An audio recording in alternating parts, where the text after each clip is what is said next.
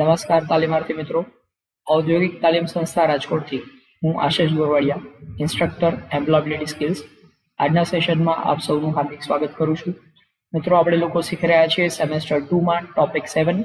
ટોપિકનું title છે occupational safety, health and environmental education, જેની અંદર ચેપ્ટર નંબર 33. ચેપ્ટર 33નું ટાઇટલ છે એન્વાયરમેન્ટલ ઇશ્યુઝ. પર્યાવરણમાં ઉદ્ભવતા અલગ અલગ પ્રકારના મુદ્દાઓ વિશેની વાત આપણે અહીંયા કરવાના છીએ. સરળતાથી સમજી શકવા માટે આપણે એને અલગ અલગ પાર્ટમાં ડિવાઈડ કર્યું છે. જેના પહેલા પાર્ટમાં આપણે પોલ્યુશન એટલે કે પ્રદૂષણ એના વિશેની વાત સમજીશું. તો મિત્રો શરૂ કરીએ. પોલ્યુશન શું છે અને માણસ જાતને કેવી રીતે અસર કરે છે. તો પર્યાવરણીય સમસ્યાઓ, એમાં સૌથી પહેલી વાત છે પ્રદૂષકો. પ્રદૂષકો એટલે એને ગુજરાતીમાં પ્રદૂષકો કહેવાય, ઇંગ્લિશમાં પોલ્યુટન્ટ્સ, એટલે કે જેના દ્વારા પ્રદૂષણ ફેલાય એ પ્રદૂષક કહેવાય. તો જીવાવરણમાં સજીવોને હાનિકારક નીવડે એવા દ્રવ્યો એને પ્રદૂષકો કહેવાય. આપણને જે નુકસાનકારક હોય, સજીવોને જે નુકસાનકારક હોય, માણસ, પ્રાણી, પક્ષી, વનસ્પતિ, આ બધા સજીવો છે, એને નુકસાનકારક હોય એવા દરેક દ્રવ્યો એને પ્રદૂષક કહેવાય. દાખલા તરીકે એસિડ છે તો એસિડ એ માણસ જાત માટે નુકસાનકારક છે. ધુમાડો છે તો માણસ જાત માટે નુકસાનકારક છે, તો ધુમાડો છે એ પ્રદૂષક કહેવાય, એસિડ છે પ્રદૂષક કહેવાય. પછી જંતુનાશક દવાઓ છે, તો જંતુનાશક દવાઓનો વધુ પડતો ઉપયોગ કરવામાં આવે તો માણસ અને વનસ્પતિને નુકસાન કરે છે, તો એ પ્રદૂષક કહેવાય. તો જેના દ્વારા માણસ માટે નુકસાનકારક હોય, હાનિકારક હોય એવા દરેક દ્રવ્યો એને પ્રદૂષક તરીકે ઓળખવામાં આવશે. પ્રદૂષકના ભૌતિક સ્વરૂપના આધારે તેમને ઘન પ્રદૂષક, પ્રવાહી પ્રદૂષક, વાયુ પ્રદૂષક, રજકણના સ્વરૂપના પ્રદૂષકો, કિરણોત્સર્ગના સ્વરૂપના પ્રદૂષકો અને ઘોંઘાટ એ પણ એક પ્રદૂષક તરીકે ઓળખવામાં આવે છે. ત્યારબાદ છે પ્રદૂષણ. તો આ પ્રદૂષક દ્વારા જે કંઈ પણ ઘટના બની એને કહેવાય પ્રદૂષણ. ઇંગ્લિશમાં એને કહેવાય પોલ્યુશન. તો પ્રદૂષકો દ્વારા હવા, પાણી, જમીન કે ભૂમિમાં કરવામાં આવતા કે થતા કોઈ પણ ભૌતિક, રાસાયણિક કે જૈવિક અનિચ્છનીય ફેરફારોને પ્રદૂષણ કહેવાય છે. પ્રદૂષણ ફેલાવવું એ માણસની ઈચ્છા નહોતી, અનિચ્છનીય છે.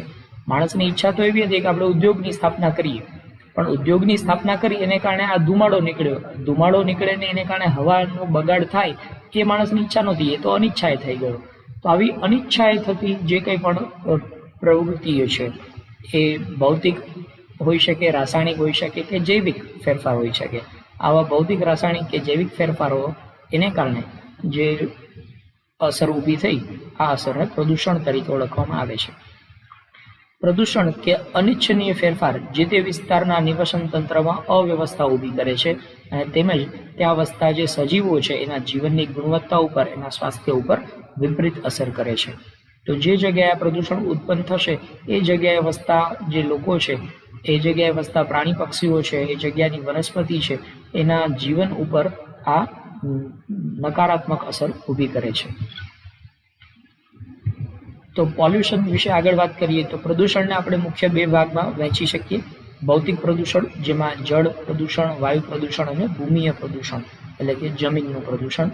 અને સામાજિક પ્રદૂષણ, જેની વાત કરીએ તો ગરીબી, સામાજિક પછાતપણું, વસ્તી વધારો, આ બધા સામાજિક પ્રદૂષણો કહેવાય છે. ત્યારબાદ વોટર પોલ્યુશન એટલે કે પાણીનું પ્રદૂષણ. તો મિત્રો, પાણીનું પ્રદૂષણ એના વિશે મેં અહીંયા ટૂંકમાં તમને લોકોને સમજૂતી આપેલી છે. આની વિસ્તૃત ચર્ચા તમને તમારી ટેક્સ્ટબુકમાં જોવા મળશે. તમારે આ વિડીયો જોવાની સાથે સાથે ટેક્સ્ટબુકને પણ રેફર કરવાની છે, જેથી કરીને તમને એનું ડિટેલ એની અંદર ઇન્ફોર્મેશન મળી શકે. તો પાણી સાથે અશુદ્ધ પદાર્થો ભળતા પાણી અશુદ્ધ બને છે અને આવા પ્રકારના પ્રદૂષણને જળ પ્રદૂષણ કહેવાય છે.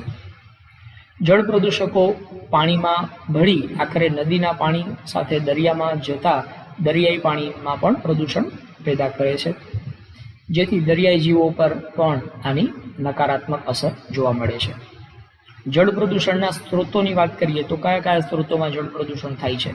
તો અંડરગ્રાઉન્ડ કોલસાની ખાણો હોય, જોખમી રસાયણો, જંતુનાશક દવાઓ, ઔદ્યોગિક કચરો, શહેરની ગટરના પાણી છે એ નદીમાં વહાવવામાં આવે, ઘરગથ્થુ કચરો છે, ક્લોરિનેટેડ હાઇડ્રોકાર્બન, અશ્મિગત બળતણો છે, રંગો વગેરેનો નિકાલ છે એ પાણીમાં કરવામાં આવે અને આ બધી જ વસ્તુઓ પાણીમાં ઠાલવવામાં આવે એને કારણે પાણીનું પ્રદૂષણ ફેલાતું હોય છે.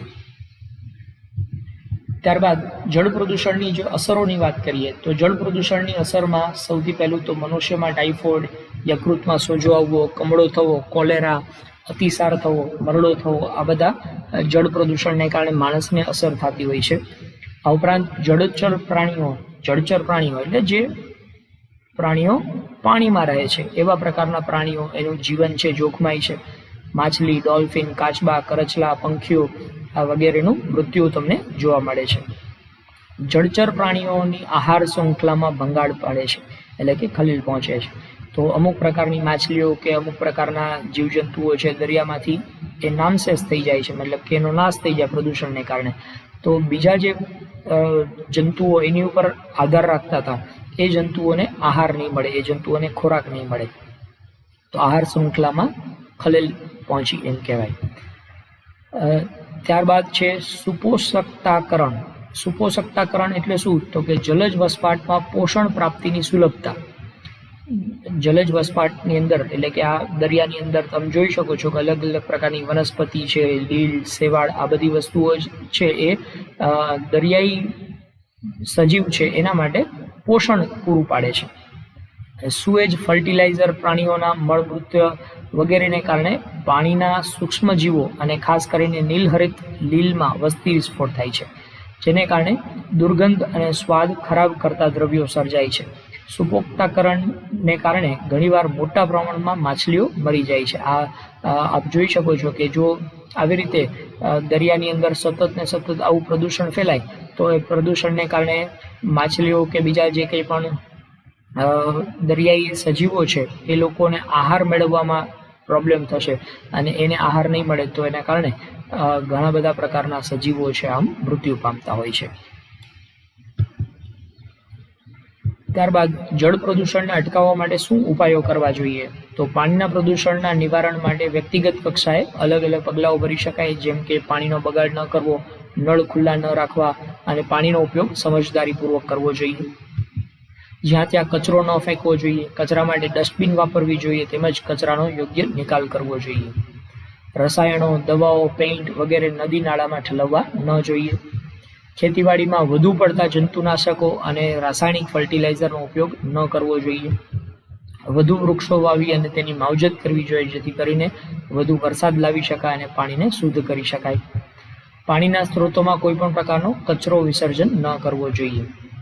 આ ઉપરાંત જળાશયોની જાળવણી માટે ભારત સરકાર દ્વારા the water prevention and control of pollution act 1974 અમલી કરવામાં આવ્યો છે. મતલબ કે આ કાયદા પ્રમાણે કોઈ વ્યક્તિ પાણીનું પ્રદૂષણ ફેલાવશે તો એની ઉપર કાયદેસરની કાર્યવાહી કરી શકાશે, જેનો પ્રત્યેક ઔદ્યોગિક એકમોએ ચુસ્ત પાલન કરવું જોઈએ, જેથી કરીને ઉદ્યોગો દ્વારા પાણીનું પ્રદૂષણ ફેલાય નહીં. ત્યારબાદ એર પોલ્યુશન એટલે કે હવાનું પ્રદૂષણ, એના વિશેની જો વાત કરીએ તો હવાના પ્રદૂષણના સ્ત્રોતો જોઈએ તો કુદરતી સ્ત્રોતોમાં જ જો આપણે કુદરતી રીતે હવાનું પ્રદૂષણ ફેલાતું હોય છે. એમાં હવાઈ પ્રદૂષકોમાં તરતા રજકણો, વનસ્પતિની પરાગરજ, ધુમાડો તથા પેલું જ્વાળામુખી ફાટવાથી લાવારસ જે વાતાવરણમાં ભળે છે અને વાતાવરણમાં ઉત્પન્ન થતા સૂક્ષ્મજીવોના કહોવાણને કારણે કુદરતી રીતે વાતાવરણનું પ્રદૂષણ ફેલાય છે, હવાનું પ્રદૂષણ ફેલાય છે. ત્યારબાદ છે માનવ પ્રેરિત પ્રદૂષણ. માનવ પ્રેરિત પ્રદૂષણની જો આપણે વાત કરીએ તો ચીમનીમાંથી નીકળતા ઝેરી દ્રવ્યો, થર્મલ પાવર સ્ટેશન, અશ્મિગત બળતણનું દહન, વાહનોના ધુમાડા, અશ્મિગત બળતણો એટલે કોલસો, તો કોલસાનું દહન કરીએ છીએ તો એને કારણે પણ ધુમાડો ઉત્પન્ન થાય છે. વાહનોના ધુમાડા થાય છે. ગૃહ વપરાશના સાધનોને કારણે, એઠવાડનું કોહવાણ થવાને કારણે મૃત સજીવો વગેરે હવાના પ્રદૂષણમાં ફાળો આપતા હોય છે. ખાસ કરીને રંગ અને રસાયણના ઉદ્યોગો, પેટ્રોલિયમની રિફાઇનરી, જંતુનાશક દવાઓના ઉદ્યોગો, ફર્ટિલાઇઝરની ફેક્ટરીઓ, લોખંડ ગાળવા માટેની ભઠ્ઠીઓ, આ બધા જ CO2, CO, NO2 કે SO2 ના પ્રદૂષણ હવામાં ફેલાવતા હોય છે.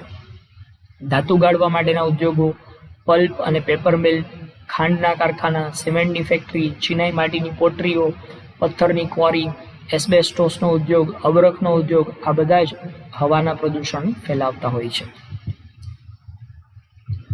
ત્યારબાદ વાયુ પ્રદૂષણને કારણે શું અસર થાય? તો વાયુ પ્રદૂષણની અસરો જોઈએ તો એને કારણે કાર્બન ડાયોક્સાઇડ જેવા પ્રદૂષણથી માથાનો દુખાવો થઈ શકે છે, સાંભળવામાં તકલીફ થઈ શકે છે, શ્વસનના રોગો થઈ શકે, ફેફસાના રોગો થઈ શકે, નાક કાન અને ગળા સંબંધી રોગો થઈ શકતા હોય છે. લેડ એટલે કે સીસુ, જે સીસુ નામનું એક ધાતુ છે, એનાથી જે પ્રદૂષણ ફેલાય છે એ માનસિક અને શારીરિક સમસ્યાઓ ઉદ્ભવતી હોય છે. ડીઝલ કે પેટ્રોલ એમાં લેડ ભરેલું હોય છે અને એના દહનથી ઉત્પન્ન થતો કચરો આપણા સ્નાયુ તંત્રને નુકસાન પહોંચાડતો હોય છે. હવામાં તરતા 2.5 માઇક્રોમીટર કે તેનાથી ઓછા વ્યાસવાળા કણો મનુષ્યના સ્વાસ્થ્ય ઉપર હાનિકારક અસર કરતા હોય છે અને આ કારણે ફેફસા ઉપર સોજો આવવાનો પણ ઘટના બને છે અને જે મૃત્યુ સુધી માણસને નુકસાન કરી શકે. જ્યાં વધુ પ્રમાણમાં અશ્મિગત બળતણનો ઉપયોગ થતો હોય છે, દાખલા તરીકે કોલસો, લાકડું, આ બધી વસ્તુઓનો ઉપયોગ વધુ પ્રમાણમાં કરવામાં આવે તો એને કારણે NO2 અને SO2 જેવા ગેસ છે એ વાતાવરણમાં ભળતા હોય છે અને એને કારણે એસિડ વર્ષાની સમસ્યા ઉદ્ભવે છે. એસિડ રેન જેને આપણે કહીએ, વાતાવરણમાંથી વરસાદ પડે તો વરસાદની અંદર એસિડ જેટલું તત્વ ભળેલું હોય છે. કેટલાક વાયુ પ્રદૂષકો હવા સાથે કેમિકલ રિએક્શન કરે છે અને જેને કારણે ઓઝોન વાયુ જે છે એની અંદર ગાબડા પડતા હોય છે. ઓઝોન O3 નામનો જે ઓઝોન વાયુ છે, જે પૃથ્વી ઉપર આવતા સૂર્યના પારજાંબલી કિરણો છે એને રોકવાનું કામ કરે છે. તો આ વાયુ પ્રદૂષણને કારણે એ ઓઝોન વાયુના સ્તરમાં ગાબડા પડી જાય છે અને સૂર્યના પારજાંબલી કિરણો છે એ સીધા જ પૃથ્વી ઉપર પહોંચી જાય અને માણસના સ્વાસ્થ્ય ઉપર એ ખરાબ અસર કરતા હોય છે. કેટલાક વાયુ પ્રદૂષકો ઓઝોન સ્તરમાં ગાબડું પાડી અને માણસમાં વિકૃતિનું સર્જન કરે છે. ત્યારબાદ વાયુ પ્રદૂષણને અટકાવવું હોય તો એના માટે શું ઉપાયો કરી શકાય? તો વાયુ પ્રદૂષણ અટકાવવા માટે સૌથી પહેલાં તો મુસાફરી માટે વ્યક્તિગત સાધનોનો ઉપયોગ ઓછો કરવો જોઈએ. સ્કૂટર, બાઇક, કારનો ઉપયોગ કરવાને બદલે સામૂહિક સાધનોનો ઉપયોગ કરીએ. બસ કે ટ્રેનમાં મુસાફરી કરીએ તો એનાથી પેટ્રોલ ડીઝલના ધુમાડા છે ઘટી શકે. આ ઉપરાંત ઉર્જાના પરંપરાગત સ્ત્રોતો જેમ કે કોલસો, પેટ્રોલ, ડીઝલ એનો ઉપયોગ ઘટાડી અને બિનપરંપરાગત સ્ત્રોત જેમાં કે સોલાર ઉર્જા જે છે અથવા તો વાયુ ઉર્જા છે, પવન ઉર્જા જેને આપણે પવનચક્કી દ્વારા ઉર્જા મેળવવાનું, આ ઉપરાંત વિન્ડ મિલ્સ જેને કહી શકાય, તો એના દ્વારા ઉર્જા મેળવવામાં આવે અથવા તો પાણીથી ટર્બાઇન મૂકીને એના દ્વારા ઉર્જા મેળવવામાં આવે તો પ્રદૂષણ ઘટાડી શકાય. વૈકલ્પિક ઉર્જાના સ્ત્રોતો તરીકે CNGનો ઉપયોગ કરવો જોઈએ. આ ગેસનો ઉપયોગ કરવાથી ધુમાડો ઘટી જાય છે તો એને કારણે પણ હવાનું પ્રદૂષણ ઘટી શકે. આ ઉપરાંત પર્યાવરણના નિયંત્રણ માટે, પ્રદૂષણના નિયંત્રણ માટે ધી એન્વાયરમેન્ટ પ્રોટેક્શન એક્ટ 1986 અમલી બનાવવામાં આવ્યો છે. જો ઉદ્યોગો આ કાયદાનું પાલન કરે તો એને કારણે પણ વાતાવરણમાં હવાનું પ્રદૂષણ ઘટાડી શકાય. ત્યારબાદ નેક્સ્ટ વાત કરીએ તો લેન્ડ પોલ્યુશન, એટલે કે જમીન ઉપર જે અલગ અલગ પ્રકારના પ્રદૂષણો ફેલાય છે એને લેન્ડ પોલ્યુશન કહેવાય. વિવિધ પ્રદૂષકોને જમીન પર ઠાલવવામાં આવે કે જમીનમાં દાટવામાં આવે તેને કારણે પૃથ્વીની જમીન ઉપરની ઉપલી સપાટીનું ધોવાણ થતાં ભૂમિ પ્રદૂષણ ઉદ્ભવે છે. આ પ્રદૂષણ માનવ સર્જિત અને પ્રાપ્તિસ્થાનના દૂર ઉપયોગના કારણે પ્રત્યક્ષ કે અપ્રત્યક્ષ રીતે ફેલાતું હોય છે. ભૂમિ પ્રદૂષણમાં ઘન કચરો અગત્યનો ભાગ ભજવે છે. જો કે આ ઘન કચરો ભૂમિ પ્રદૂષણ ઉપરાંત જળ પ્રદૂષણ અને વાયુ પ્રદૂષણ પણ ફેલાવતો હોય છે. તો ઘન કચરો એટલે ઘર, વ્યાપાર, ઉદ્યોગોમાં દરરોજ નકામો જે માલ સામાનનો નિકાલ કરવામાં આવે છે જે પર્યાવરણને ખૂબ જ નુકસાન પહોંચાડે છે, આ પ્રકારના માલ સામાનને ઘન કચરો કહેવાય છે. ઘર વપરાશમાં ઘન કચરાને સામાન્ય રીતે એઠવાડ એટલે કે ગાર્બેજના સ્વરૂપમાં ફેંકી દેવામાં આવતો હોય છે પૃથ્વી ઉપર.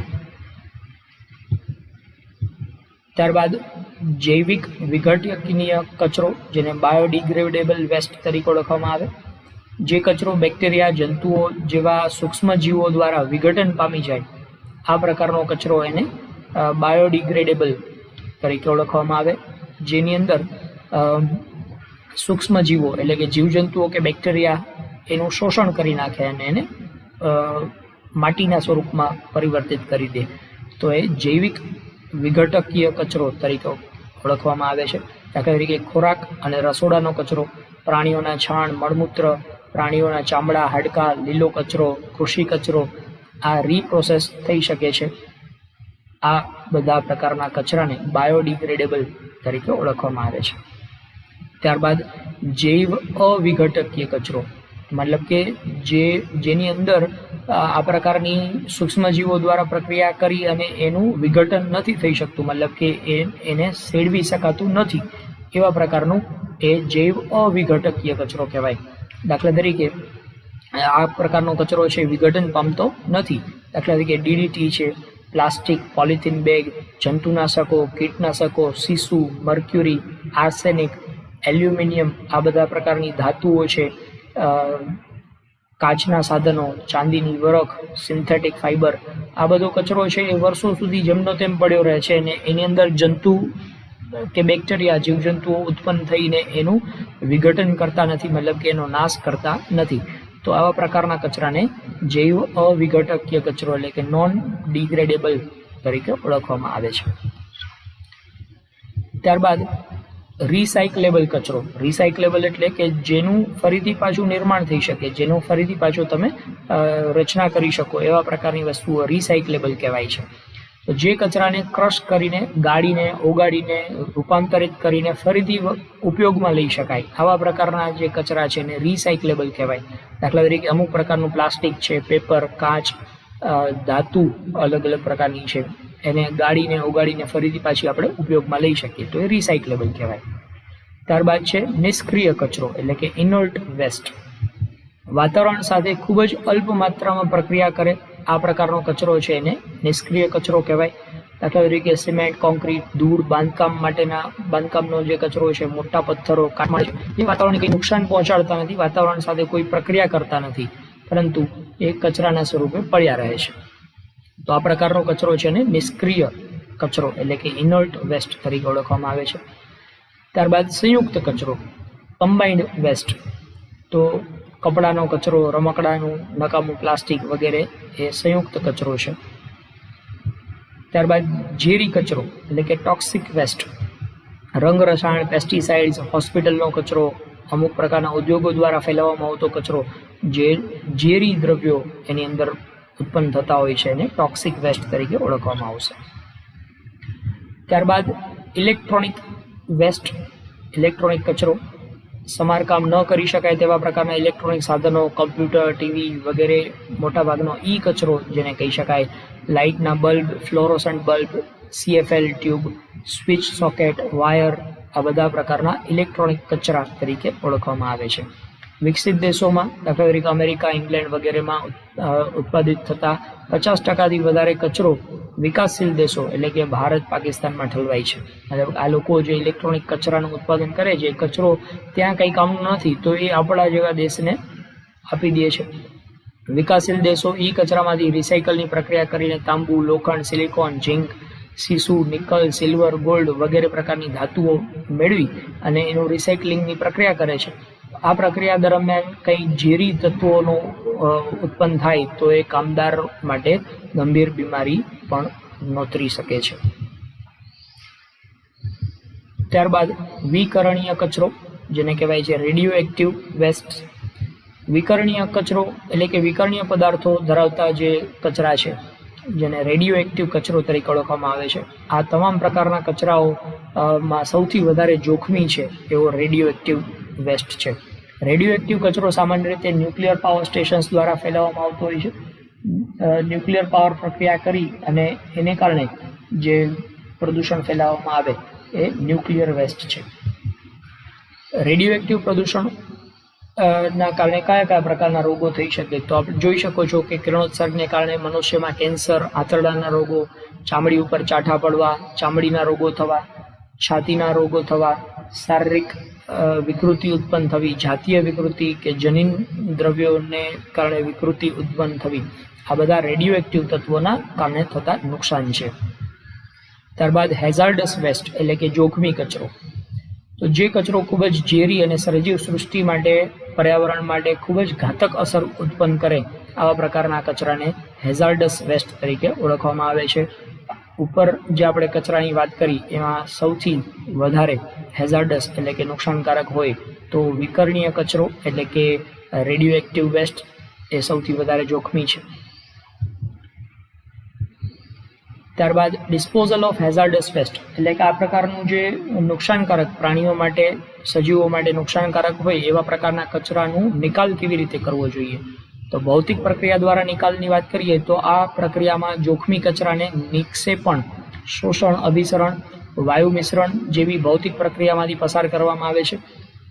ઉદ્યોગોમાંથી મુક્ત કરાતા ધુમાડામાં રહેલા વાયુરૂપ પ્રદૂષકો છે એને ભીની પદ્ધતિથી, એટલે કે એના દ્રાવક દ્વારા એને પસાર કરવામાં આવે, જેથી કરીને નુકસાનકારક વાયુઓ છે એમાંથી ઘટી જાય.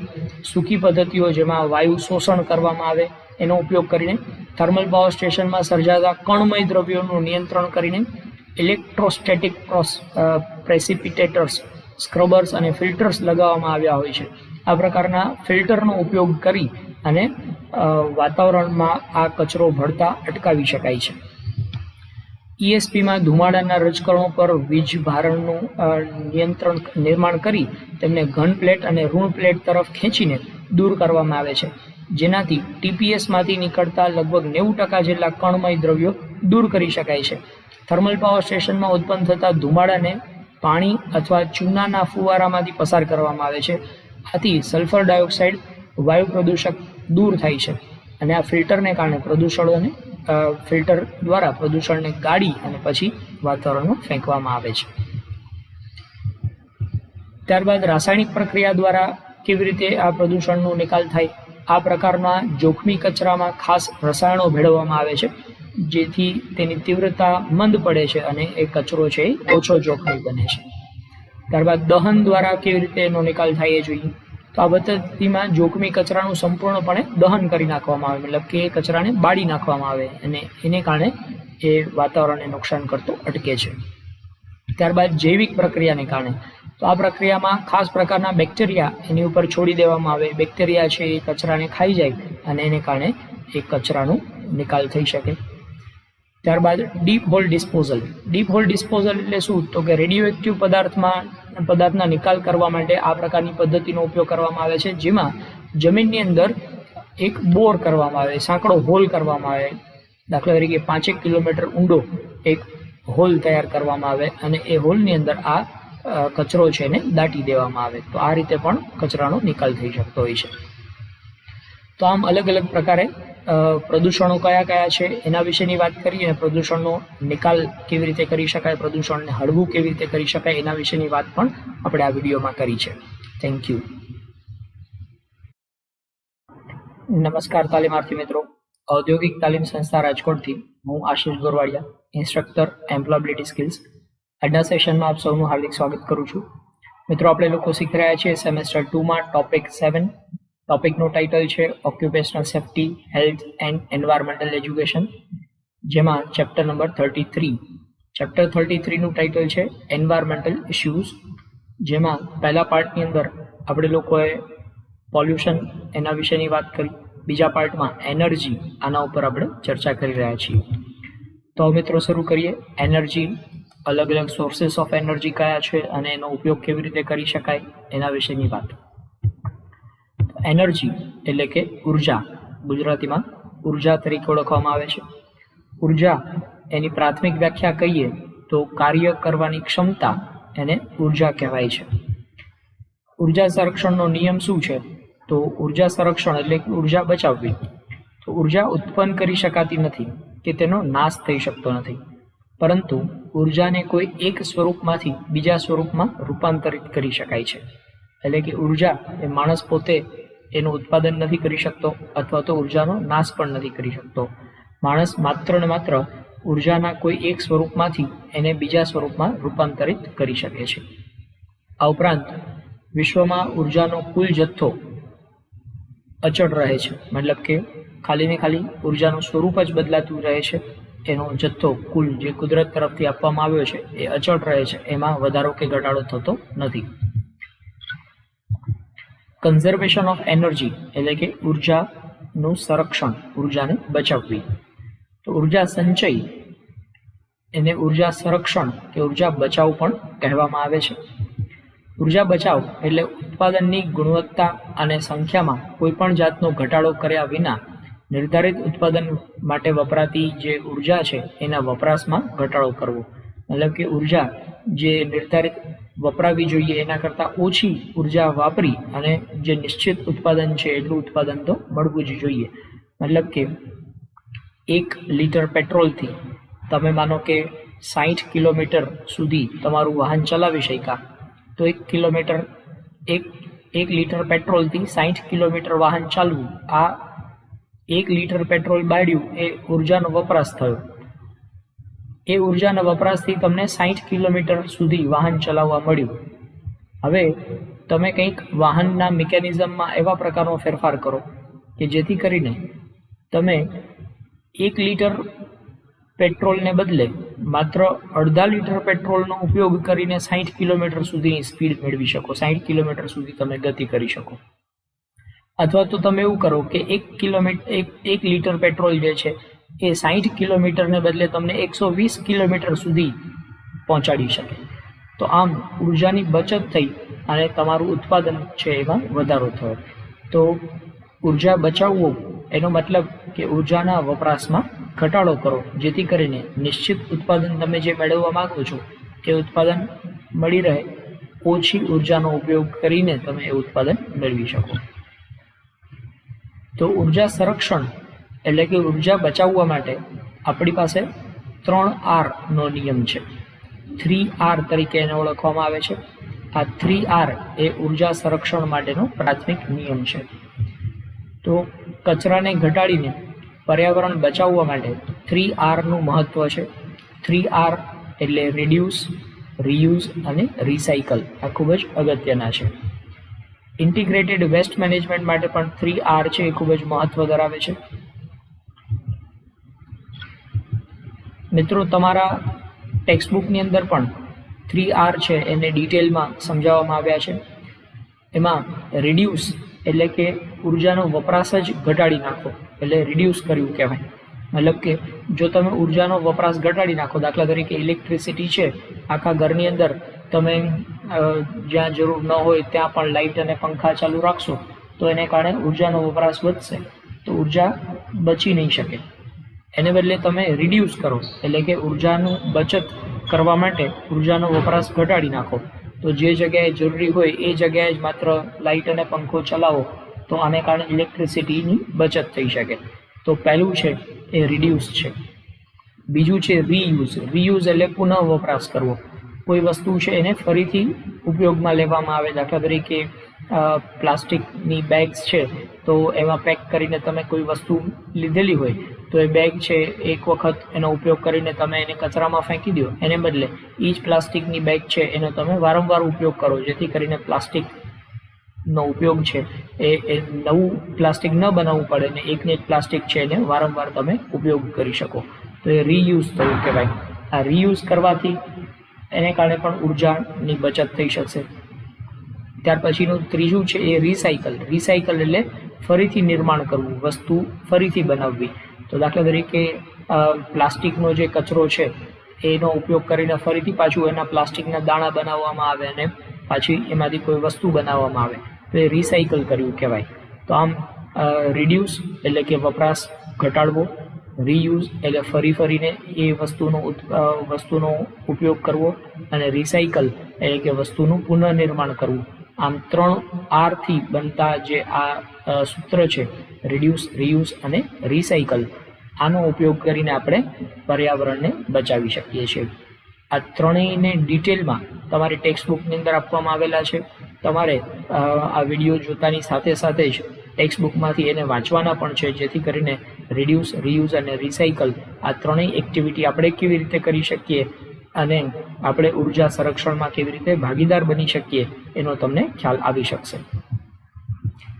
ત્યારબાદ ગ્લોબલ એન્વાયરમેન્ટલ ઇશ્યુઝ, એમાં વાત કરીએ ગ્લોબલ વોર્મિંગ. ગ્લોબલ વોર્મિંગ મિત્રો, આપ લોકો જાણો છો કે વૈશ્વિક ઉષ્ણતામાન છે એમાં સતત વધારો થઈ રહ્યો છે. મતલબ કે સતત આ પૃથ્વીનું તાપમાન છે એની અંદર વધારો થઈ રહ્યો છે. તો આ તાપમાનમાં વધારો થઈ રહ્યો છે એને ઇંગ્લિશમાં ગ્લોબલ વોર્મિંગ તરીકે ઓળખવામાં આવે છે. તો એ શું છે અને એ શા માટે થઈ રહ્યું છે એના વિશેની વાત સમજીએ.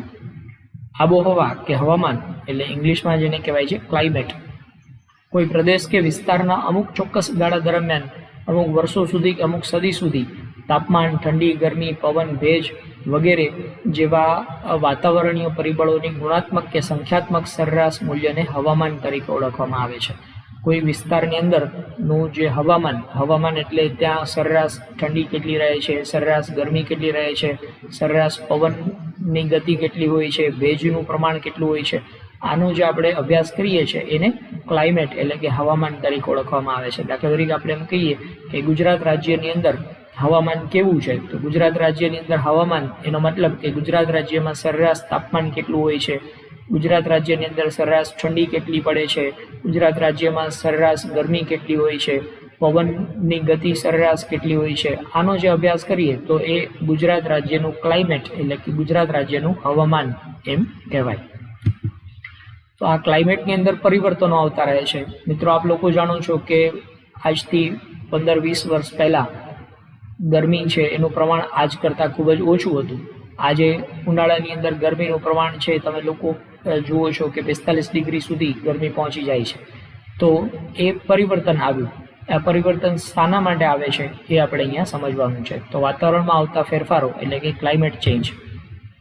તો પર્યાવરણમાં પ્રદૂષણને કારણે, ગ્રીન હાઉસ અસરને કારણે આબોહવામાં થતા સંખ્યાત્મક કે ગુણાત્મક ફેરફાર એ વાતાવરણીય ફેરફાર એટલે કે ક્લાઇમેટ ચેન્જ કહેવામાં આવે છે. દાખલા તરીકે 1950માં સમગ્ર પૃથ્વીનું સરેરાશ તાપમાન છે 15 ડિગ્રી સેલ્સિયસ જેટલું હતું, જે 21મી સદીની શરૂઆત સુધી એ તાપમાન છે એ 15.5 ડિગ્રી સેલ્સિયસ જેટલું થયું. તો આ 0.5 ડિગ્રી સેલ્સિયસ જેટલું વધારો થયો તાપમાનમાં. આ વધારાને ક્લાઇમેટ ચેન્જનું ઉદાહરણ તરીકે આપણે દર્શાવી શકીએ. વાતાવરણમાં હવા, પાણી અને ભૂમિના વિવિધ પ્રદૂષણ તેમજ જંગલોનું નિકંદન, કૃત્રિમ નિવસન તંત્રમાં વધારો થવો વગેરે માનવીય પ્રવૃત્તિઓને કારણે પર્યાવરણને ગંભીર નુકસાન થયું છે, જેને કારણે કેટલાક પર્યાવરણીય પ્રશ્નો ઉપસ્થિત થયા છે, જેવા કે વૈશ્વિક ઉષ્ણતામાનમાં વધારો થવો, જેને ઇંગ્લિશમાં ગ્લોબલ વોર્મિંગ કહેવાય છે. આ ઉપરાંત ઓઝોનનું સ્તર છે એનું વિઘટન થવું, જેને કહેવાય છે ઓઝોન લેયર ડિપ્લીશન એટલે કે ઓઝોન વાયુના પડમાં ગાબડા પડવા.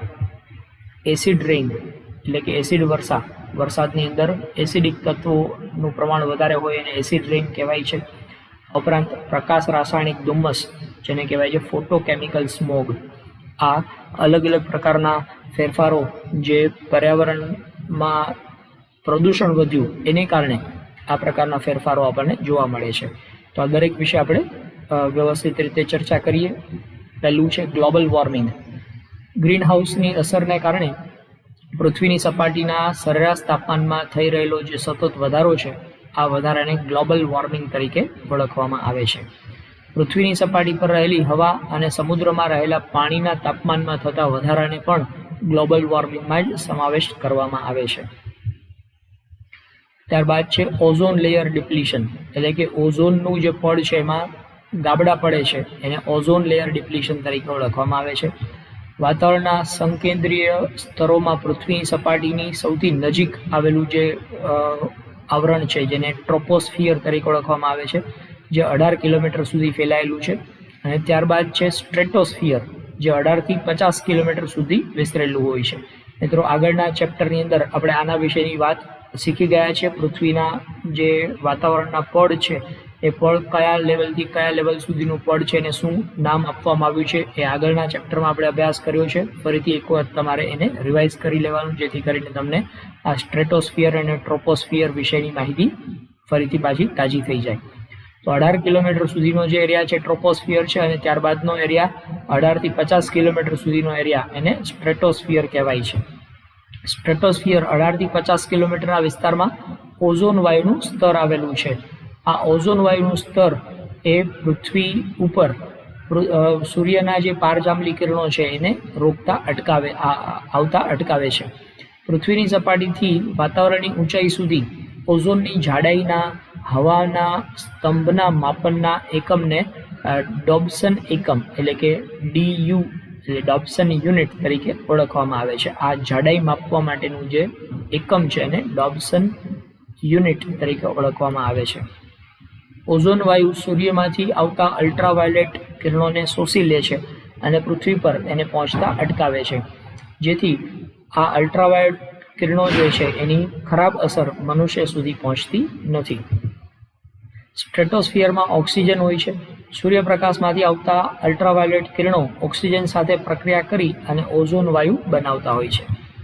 આકાશી વાદળાની વીજળીથી પણ ઓઝોન વાયુનું નિર્માણ થાય છે, જેના પરિણામે સ્ટ્રેટોસ્ફિયરનું ઓઝોનનું નિર્માણ છે ઓક્સિજનના ઘટાડાનું બેલેન્સ જળવાઈ રહે છે. વાતાવરણમાં આ ગેસ ખૂબ જ અલ્પ માત્રામાં હોય છે. ત્યારબાદ ત્રીજા પ્રકારનો ફેરફાર છે જેને આપણે નામ આપ્યું છે એસિડ રેઇન. વાતાવરણમાં પાણીમાં જ્યારે સલ્ફ્યુરિક એસિડ જેવા એસિડનું પ્રમાણ સરેરાશ પ્રમાણ કરતાં વધારે હોય ત્યારે આ પ્રકારનો જે વરસાદ થાય એને એસિડ રેઇન તરીકે ઓળખવામાં આવે છે. અથવા વરસાદના પાણીનો pH એ 5.6 કરતાં વધારે 5.6 કરતાં ઓછો હોય તો એને પણ એસિડ રેઇન તરીકે ઓળખવામાં આવે છે.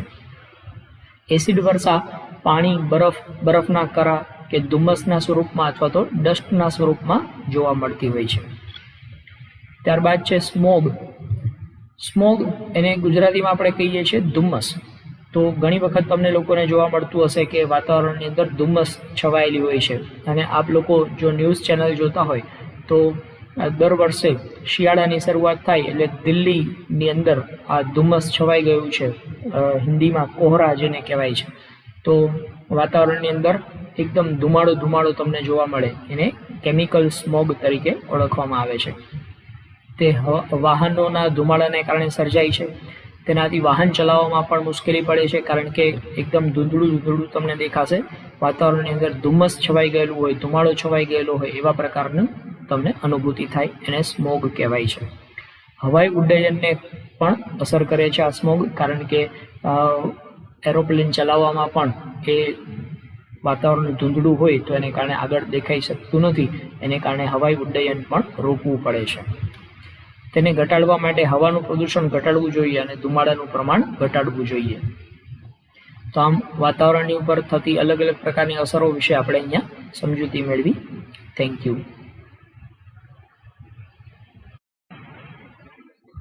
નમસ્કાર તાલીમાર્થી મિત્રો. ઔદ્યોગિક તાલીમ સંસ્થા રાજકોટથી હું આશિષ ગોરવાડિયા, ઇન્સ્ટ્રક્ટર એમ્પ્લોયબિલિટી સ્કિલ્સ. આજના સેશનમાં આપ સૌનું હાર્દિક સ્વાગત કરું છું. મિત્રો, આપણે લોકો શીખી રહ્યા છીએ સેમેસ્ટર 2માં ટોપિક 7. ટોપિકનું ટાઇટલ છે occupational safety, health and environmental education, જેની અંદર ચેપ્ટર નંબર 33. ચેપ્ટરનું ટાઇટલ છે એન્વાયરમેન્ટલ ઇશ્યુઝ, જેના પાર્ટ 3માં આપણે વોટર રિસોર્સિસ એના વિશેની વાત કરવાના છીએ.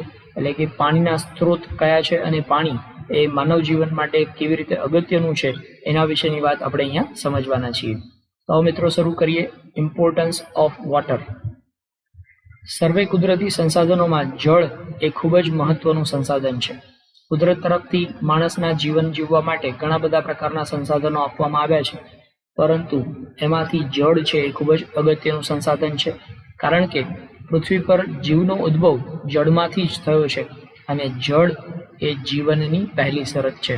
આપણે ચંદ્ર ઉપર જીવનનું સંશોધન કરી રહ્યા છીએ, પરંતુ ત્યાં જીવન શક્ય એટલા માટે નથી કે ત્યાં હજી પાણી હોવાના કોઈ પુરાવાઓ આપણને મળ્યા નથી.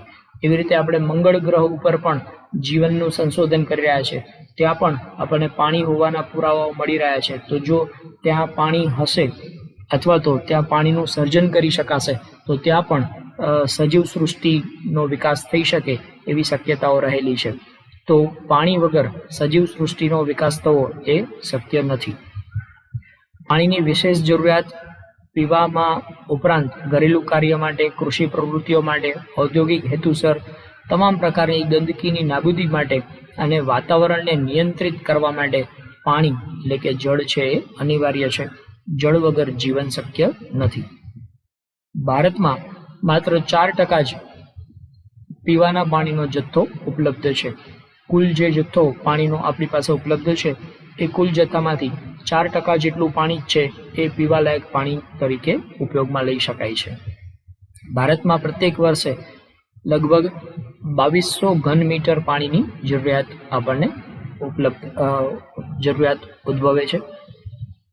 વસ્તી વધારાને કારણે આ પાણીની જે ઉપલબ્ધિ છે એમાં સતત ઘટાડો થઈ રહ્યો છે. આપણી જે જરૂરિયાત છે પાણી ઉપલબ્ધ છે એટલું, પરંતુ સામે છેડે જરૂરિયાતમાં સતત વધારો થઈ રહ્યો છે, એટલે આપણને પાણીની અછત જોવા મળે છે.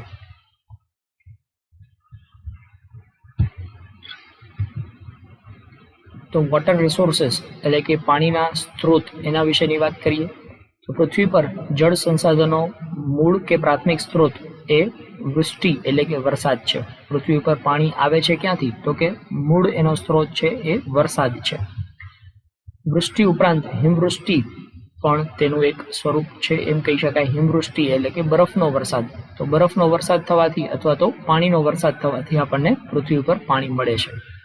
પૃથ્વીની સપાટી પર તળાવો, સરોવરો, નદીઓ કે જળાશયો વગેરે જેવા ગૌણ સ્ત્રોતો છે. વરસાદ સ્વરૂપે જમા થયેલ પાણીનો કેટલોક ભાગ બાષ્પીભવન એટલે કે બાષ્પન થઈને વાતાવરણમાં વિલીન થઈ જાય છે અને તેનો ઘણો ભાગ પૃથ્વીની સપાટી પર સંગ્રહ થાય છે. જે ભાગ પૃથ્વીની સપાટી ઉપર સંગ્રહ થયો હોય એને પૃષ્ઠીય જળ એટલે કે સરફેસ વોટર તરીકે ઓળખવામાં આવે છે.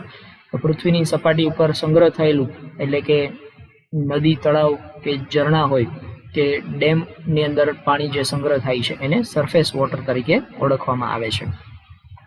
બાકીનું કેટલુંક જળ શોષાઈને ભૂમિની અંદર જતું રહે છે, જેને ભૂમિગત જળ અથવા તો ભૂગર્ભ જળ તરીકે ઓળખવામાં આવે છે. ઇંગ્લિશમાં એને કહેવાય છે ગ્રાઉન્ડ વોટર.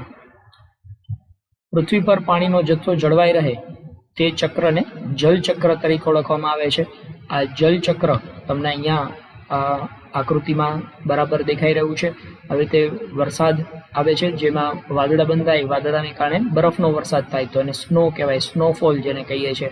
અને વાદળામાં પાણીનો વરસાદ થાય તો એને રેઇન તરીકે આપણે ઓળખીએ છીએ. તો આ હિમવર્ષા અથવા તો સાદા પાણીનો વરસાદ જે થાય એ વરસાદ છે આ પર્વતો ઉપરથી નદી નાળામાં અને ઝરણાઓથી વહીને આવી રીતે સમુદ્ર કે દરિયાની અંદર ભેગું થાય છે, નદીઓની અંદર ભેગું થાય છે, તળાવની અંદર કે કોઈ પણ પ્રકારના ડેમની અંદર એ પાણી ભેગું થતું હોય છે. એ પાણીનું બાષ્પીભવન થાય, જેને ઇંગ્લિશમાં કહેવાય છે વેપર. વેપર એટલે બાષ્પીભવન. વરાળ સ્વરૂપે એ ઉપર જાય છે. વરાળ સ્વરૂપે ઉપર જવા પાછળનું કારણ શું છે? તો કે સૂર્યનો પ્રકાશ એની ઉપર પડે અને પાણી ગરમ થાય, એને કારણે વરાળ બને. તો વરાળ ઉપર જાય અને વરાળના ફરીથી પાછા વાદળા બંધાય. એ વાદળા ફરીથી પાછા ઠંડા થાય એટલે વરસાદ લઈ આવે. તો આ આખું જે ચક્ર છે આ ચક્ર એને જલચક્ર તરીકે ઓળખવામાં આવે છે. સમુદ્ર જલચક્રને જાળવવા માટે અગત્યનો ભાગ ભજવે છે. તો વોટર સાયકલ અથવા એને હાઇડ્રોલોજિકલ સાયકલ આ નામથી પણ ઓળખવામાં આવે છે. આપ લોકો અહીંયા આ વોટર સાયકલના જે અલગ અલગ સ્ટેપ્સ છે એ તમને અહીંયા આકૃતિમાં બરાબર દર્શાવવામાં આવ્યા છે. સૌથી પહેલું સ્ટેપ જે સમુદ્ર, નદી, નાળા, સરોવર, તળાવ એની અંદર ભરેલું જે પાણી છે એ પાણી ઉપર સૂર્યનો પ્રકાશ પડે એટલે પહેલું કામ થાય ઇવેપોરેશન. ઇવેપોરેશન ગુજરાતીમાં એને કહેવાય બાષ્પીભવન. આ બાષ્પીભવનની સાથે સાથે વનસ્પતિની અંદર પણ જે પાણીનો ભાગ છે, ભેજનો ભાગ છે, આ ભાગ છે એની ઉપર પણ સૂર્યપ્રકાશ થાય, સૂર્યપ્રકાશ પડે તો એને કારણે એમાં પણ બાષ્પીભવન એટલે કે એની પણ વરાળ ઉદ્ભવે. આ વરાળ છે એને ટ્રાન્સપિરેશન તરીકે ઓળખવામાં આવે છે.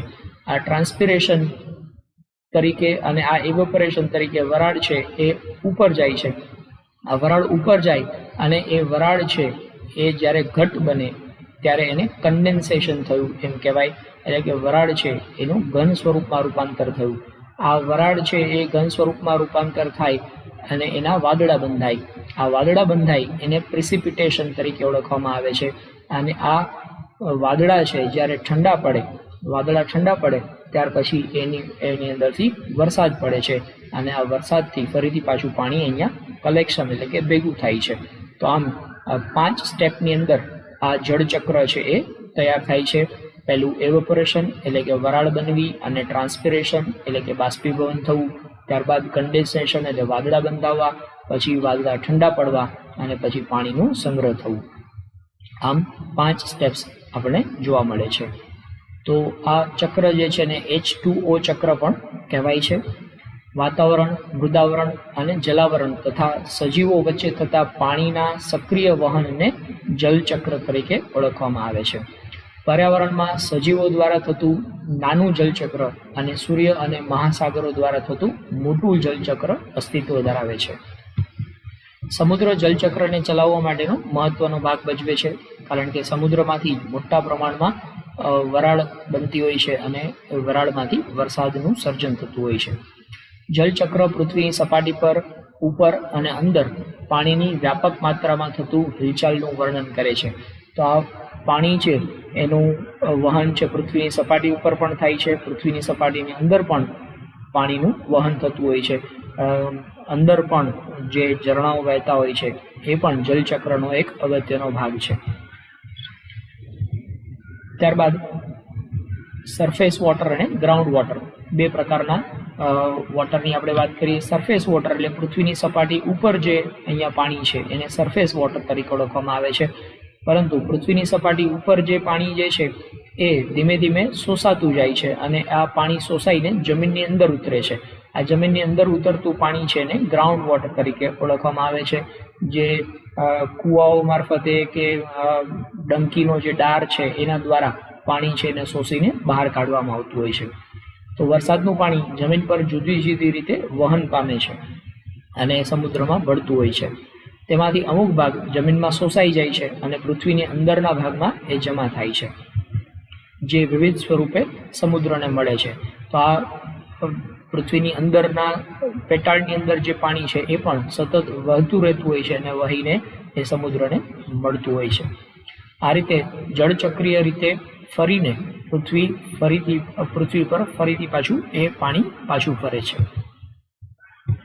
ત્યારબાદ સરફેસ વોટર એટલે કે પૃથ્વીની સપાટી ઉપરનું જે પાણી છે એના વિશેની વાત કરીએ તો ભૂમિમાં શોષાઈને અંદરના ભાગમાં જમા થતું ન હોય તેમજ બાષ્પીભવનથી ફરી વાતાવરણમાં જતું ન રહે એ પ્રકારનું વરસાદ સ્વરૂપે જે પાણી છે એ જમીન ઉપર ભેગું થયું છે, જમીન ઉપર જે ભેગું થયું પાણી એને પૃષ્ઠીય જળ તરીકે ઓળખવામાં આવે છે. આ પૃષ્ઠીય જળ બે સ્વરૂપે સંગ્રહિત થાય છે. એક સ્થિર પાણીના સ્ત્રોતો, જેને સોર્સ ઓફ સ્ટેન્ડિંગ વોટર તરીકે ઓળખવામાં આવે.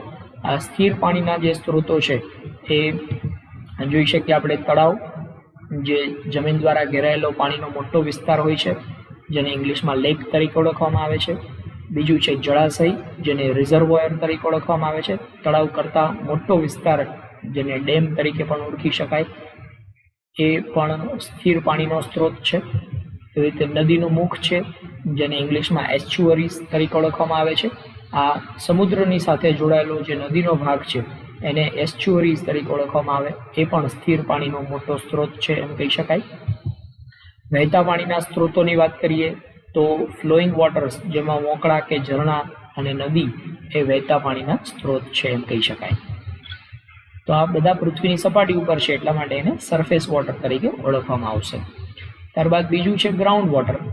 તો પૃષ્ઠીય જળ સિવાયનું બાકીનું બધું પાણી જે જમીનની અંદર શોષાઈ ગયેલું છે, આ શોષાઈ ગયેલું પાણી એને ગ્રાઉન્ડ વોટર તરીકે ઓળખવામાં આવશે.